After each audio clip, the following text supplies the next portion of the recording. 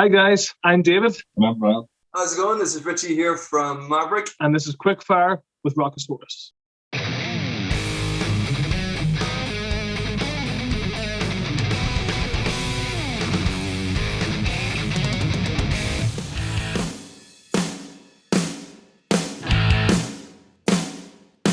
For a whiskey lover, we had this idea, and it wasn't anything to do with being smart or anything. We were like, how can we make the cheapest video possible? It was an idea that we had for quite a long time, that golden mile. 10 bars, 10 pints. For ages we thought about how could we do it, logistics. We just thought I can get a GoPro camera for like £300 or something like that. And then it all sort of fell in motion. We planned out the route to bars, where we could end up, where we're going to stop off for shots and things like that. It was done on a Thursday. We just started really early in the day, trying to figure out how to get the best camera angles and everything. That's why the first pub is barely included in the video. Yes, you say an introductory pint, and they get used to the camera, sort of figuring out how it works with drinking, how does things look.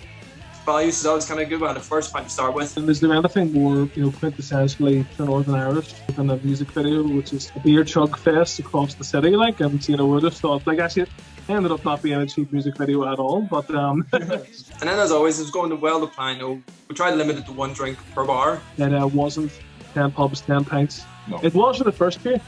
And then whenever we started to lose track of where we were going and what was happening, we found ourselves sitting in a pub for 3-4 pints. We're like, what are we doing? And then let's move on. I think we lasted up until 5th bar, and then it was sort of that stage we were starting to have a really good time. And then I started it. I got the first round of Jaeger bombs. And then we were drinking spoons. We had a couple of shots of whiskey each. Whiskey lover. Someone's like, why is it called whiskey lover? And all you're doing is drinking beer.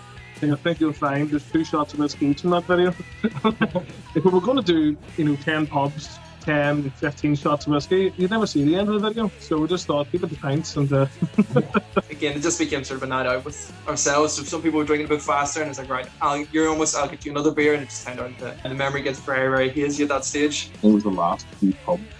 The footage is very sparse because we kept forgetting to film. yeah, kept forgetting to record. We kept losing each other and lost track of where the camera was and stuff. The period was just me on my own in town going towards another bar, and I had the camera on me. And then I stop and start chatting to these people at a bus stop. I somehow get them to sing the chorus of Whiskey Lover with me. I start making fun of one of the guys. I'm surprised I didn't get beaten up. I think the only bit of footage you have from that last pub is the bit there's no music at the end where Mike's kind of going, I'm not getting paid for this, or whatever he says. Well, it was so much fun, and I do remember going into work that morning, just saying to the bosses, I'm going to go sit in my office for the next 40 minutes. It's like, don't come to me, I'm going to be useless, I'll get better. But that was a really, really fun night. Working in a cafe, and we were both in work. We were both in work the next day. This was the only night that we could film it with everyone together to meet the deadline. So we were both in, packed it on the next morning. And I was in a cafe, and I spent the first at least 2 hours in the sink throwing up in the back room in the washroom. Mike, it was sort of messy. He was like,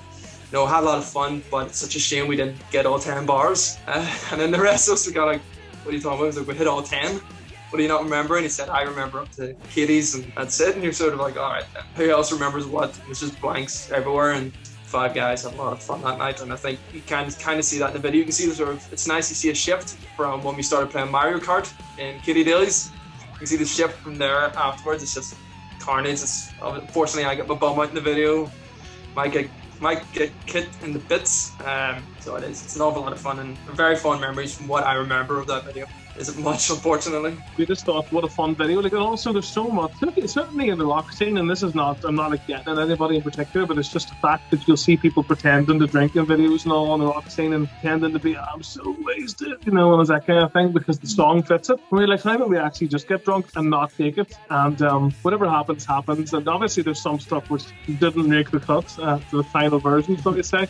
But we just wanted something relatively uncensored, within taste. And the song itself, very much like Asylum, was a song that it was a wee bit more further along in terms of more of the lyrics were in place. Even if it was still ad-libbed a lot, we brought it in the road for the Poodles to try and, test the water with a new track. And actually it was the Poodles drummer, Kickin, one of our first conversations with him. He immediately mentioned that our best song was Whiskey Lover. He said it's a great song. The first time he heard it down in the backstage, it's a good song. So got his seal of approval, and the audience responded to it immediately. Obviously, we were going into that experience with no one knowing who we were, maybe a couple in each venue. It was very encouraging to see that the likes of Asylum and Whiskey Lover, even in their early stages, were getting a better reaction than the songs that we had for years. So definitely a favourite Maverick track, and It's a song I don't think will leave the set anytime soon.